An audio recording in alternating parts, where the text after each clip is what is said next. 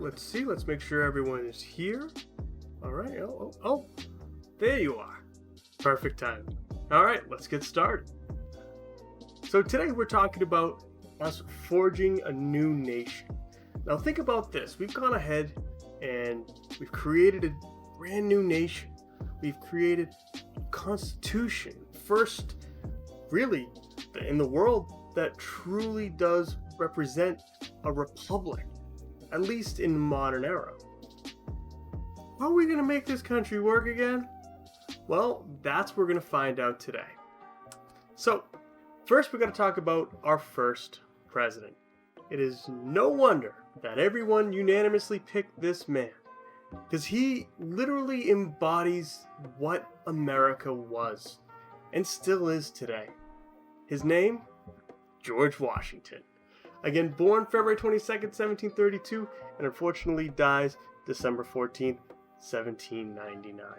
He's going to serve 2 terms in office, something that is incredible, on which he just stepped down. You know, he gave up that power. That's something that was unheard of back then. And of course, his vice president is John Adams, who will be the second president. It's a hard president to follow up George Washington, as John Adams will find out. But we'll get there. Don't worry, we'll get there. He technically has no party affiliation. However, you could consider him a Federalist. His birthplace is Virginia. And of course, he really hasn't had any official college education, but he's a well-read man and very intelligent. And here is what his house was in Virginia. It's still there. It's called Mount Vernon. You can visit it just as I did. I kind of visited on a rainy day, believe it or not, so it was a little overcast there, but a lot of these photos you see of Mount Vernon are going to be ones that I took, including this representation of him. So as you can see here, this is him on the dollar bill. We see that all the time, but on the right, that's actually what scientists at least have begun to believe what he looks more like, especially when he took the oath of office. You'll notice that his cheeks are sunken in because at this point he only had one real tooth left, which we'll talk about in the next slide, and this is really, when I went and saw this at Mount Vernon, it was almost like staring at the general himself. It was incredible. So let's talk about his teeth, because everyone always gets it wrong. No, they weren't made of wood. That makes no sense. No sense. And so you see here, that's what they are. That's what Washington had. This is a pair of his dentures in his mouth, okay? No wonder why he was a very soft-spoken man and, didn't have a big full grin smile. Of course, it's not made of wood, as you see with the plaque I took a picture of here. It's made of human and cow teeth, as well as elephant ivory. Okay, it's not wood. So there you go. You learned something today. You're gonna learn more too. So, what President George Washington is gonna do is set a whole bunch of precedents. Now, what is a precedent? It's essentially any act, decision, or case that serves as an example or a justification for subsequent situations. Now, what does all that jargon mean? Well, pretty simple. Essentially, George Washington did it, so everyone else did it. And it started with the second he went ahead and made his oath to office. He put his right hand on the Bible, swore his oath to the presidency, and at the very end said, "So help me God." And ever since, almost every president has said that, which is pretty impressive. So, one thing they have to go ahead and say is, how should a president act? Well, at first they were trying to think, what do we call him? They even thought of, like, Your Highness.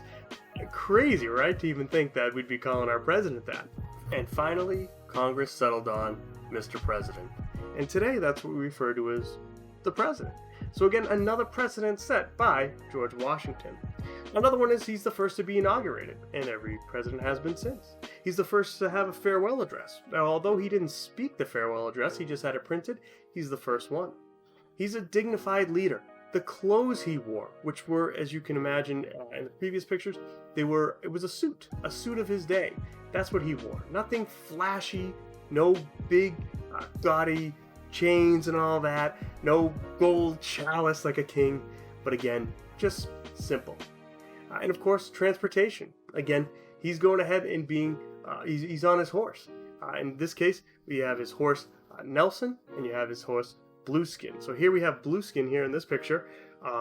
Nelson was the one he rode into battle. Blueskin was the more, as you can see with his nice coat, more of the, fancy of the two horses. Although he was quite the equestrian and had many more than two horses. And another precedent he set, probably one of his most important ones, is that he serves 2 terms. Again, he stepped down from power. Had he clenched power for life, that means other presidents might have done that as well, following suit. So again, big, amazing props for him for doing that. Really did change history. So the federal courts. If you look at the Constitution, which you did, you'll notice that the Supreme Court section there, literally Article 3, outlines the courts, and it's not actually outlined that well at all. And that's because it was more up to from Congress and influenced by the president that are going to go ahead and really make the Supreme Court and of course the federal courts organized even down to the local levels. And he does that with a couple of acts. The first is the Judiciary Act of 1789. Again, first they say the Supreme Court should have a Chief Justice. In this case, they picked John Jay, and it has 5 associate justices, which has changed since. He's going to start to organize district courts, circuit courts, and essentially overall organize the judicial branch, which is incredibly important here. And, well, if you're organizing the judicial branch, how should the executive branch be organized? Well, in a very similar way, he goes ahead and organizes the executive branch. Because again, in Article 2 in the Constitution, it's a little short in comparison to Article 1, that's all the legislative branch, right? So he goes ahead and first he creates a cabinet. And he creates the all-star cabinet here. We're talking like the best of the best. Again, you've got Secretary of War Henry Knox, who was an incredible general during the Revolutionary War. Secretary of State Thomas Jefferson, again, someone who's going to deal with all political foreign affairs. And again, Thomas Jefferson has traveled so far, so long everywhere. You have Attorney General Edmund Randolph, perfect to give advice to, or get advice from. And of course, the Secretary of the Treasury. How could you not have the Alexander Hamilton? He is one of the most incredibly smart and incredibly useful people that George Washington has had in his life, whether it be on the battlefield or in this new type of battlefield, the presidency. He knows that he wants Alexander Hamilton near him, and he does this by putting him in the cabinet and by giving him probably the hardest job of all of them, Secretary of the Treasury, with a country that's so poor. Again, will Hamilton rise to the challenge? I'm sure you'll find out soon. Alright, one of the biggest things we see during Washington's presidency is something that was kind of a little unexpected, and that's the Whiskey Rebellion. Now, this particular event does go ahead and shape how the government's going to respond to rebellions throughout the country. Again, in western Pennsylvania, these farmers start to protest over a tax on whiskey. It's an excise tax. It's really the first tax on a domestic good, something made here in the U.S. And this tax was proposed by Alexander Hamilton. And what ends up happening is they start attacking tax collectors, and eventually the militia is going to be sent out to put down the rebels to no avail. Again, at the end of the day, this is looking like Shays' Rebellion all over again. But the biggest difference is that the federal government has the power. And Hamilton tells Washington to go ahead and flex that power. He needs to at this point, to go ahead and make sure that it sets an example that when the federal government says something, it's got to be followed. And so Washington rides out ahead of the troops. Washington, with the militia, puts down the rebellion. Farmers are arrested, but they're eventually pardoned, meaning they don't really get any charges or anything against them. It's the opposite result of Shays' Rebellion, and that's important, because this shows that the federal government does have a backbone and will act, which is pretty impressive. So, all good things must come to an end, unfortunately. And the same goes for Washington. And After 2 terms, he goes ahead and he steps down from power. That's impressive. That's something people did not think was going to happen. And so he does go ahead and print his farewell address. And in it he warns of political parties separating this country and in getting entangled in these alliances that'll bring us into wars with countries that we just can't afford. Not right now, but period. He believes we should be isolated and not entangled in these alliances where we're dragged into these conflicts. We didn't listen to him. We did both of those things. Oh, Washington, why didn't we listen? You're so smart. So smart. All right, we got to talk about Alexander Hamilton and Thomas Jefferson. One huge rivalry inside of Washington's cabinet that is from 2 very intelligent men, but they could not be more opposite, as we're going to find out. So first, they don't have the same view on the Constitution. In fact, Alexander Hamilton is what we call a loose constructionist, basically saying that, well, if it doesn't explicitly say you can't do it in the Constitution, then you probably can. Again, as talking about the federal government. Thomas Jefferson's a strict constructionist, saying if the Constitution doesn't say it, you can't do it. Sorry, federal government. And that's the difference between the two. Thomas Jefferson wants a smaller government, something that's more state-driven, if you will, versus Alexander Hamilton is thinking the federal government is where it's at. Give more power to them, as that's going to help the people. So that's the biggest issue. Strict constructionist, the government should only do what the Constitution specifically states it can do. Again, hence limiting the power of the federal government. That's Tommy J. The loose constructionist over here, Alexander Hamilton, says the government can take reasonable actions that are not outlined in the Constitution as long as it's not specifically prohibited. So again, meaning, if it doesn't say it, doesn't mean you can't do it. So the government could do it. Giving more power to the federal government. An interesting, turn of events. All right. Hamilton has a plan. He's the Secretary of Treasury, and he's got one heck of a thing ahead of him. So he does go ahead and make his economic plan in 3 different steps. The first step is to go ahead and pay the national debt. What he does is something very controversial. He goes ahead and he takes all the different debts from the different states, that had their debts from the war, and pulls it all into one big federal debt. So to build this country's credit, he goes ahead and puts all these state debts together into one. But this isn't fair, because states like Massachusetts still has a debt, but states like North Carolina already paid theirs.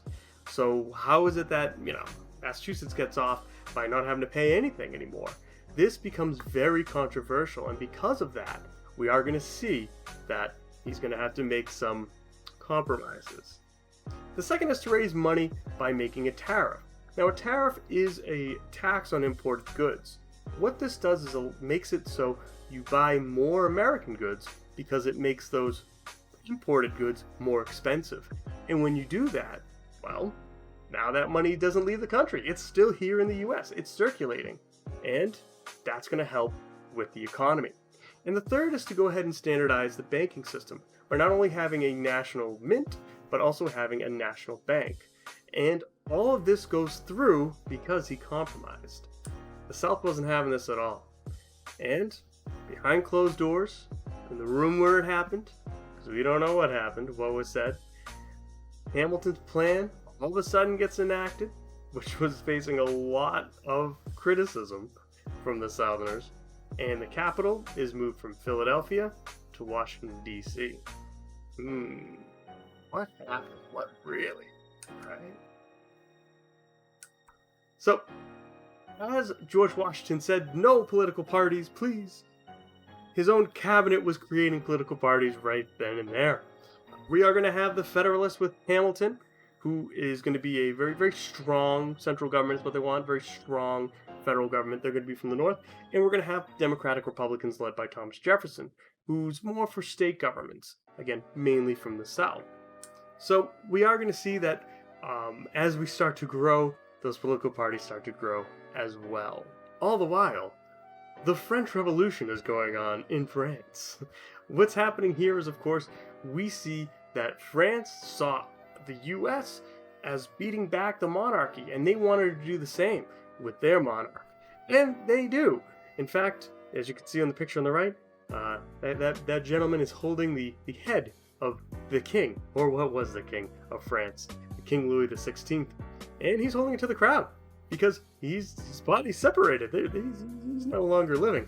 It's interesting because the French Revolution was something that goes on for quite a while, goes through many constitutions, many leaderships, and has quite a few growing pains. And yet it is inspired by us. In fact, Thomas Jefferson is going to be over in France while the revolution is going on, and could be bringing back a lot of ideas here. Also, during the presidency of George Washington, we have Jay's Treaty, and we also have Pinckney's Treaty. Now, Jay's Treaty tells Great Britain to pay for any damages they've been doing to our ships, and to leave their forts in the northwest. Yes, Great Britain was taking over some of our ships. They weren't taking us seriously, and so we told them to stop impressing, which means to go ahead and take soldiers from the US and bring them to the British Navy, stop impressing our sailors and our ships. And they do for a while. The next is Pinckney's Treaty, which settles a border between Spain. Again, if you ever noticed with Florida how it's like a straight line, that's again because of Pinckney's Treaty, and grant the U.S. navigation on the Mississippi, and of course the use of the port of New Orleans. These are very important because at the end of the day, if you don't know, the Mississippi River is a lifeline for our country. So we needed that. That was huge, especially when we start to expand. And so we get to our second president, John Adams. Now we're going to leave John Adams for our next one. Thanks for joining us. I'll catch you in our next one.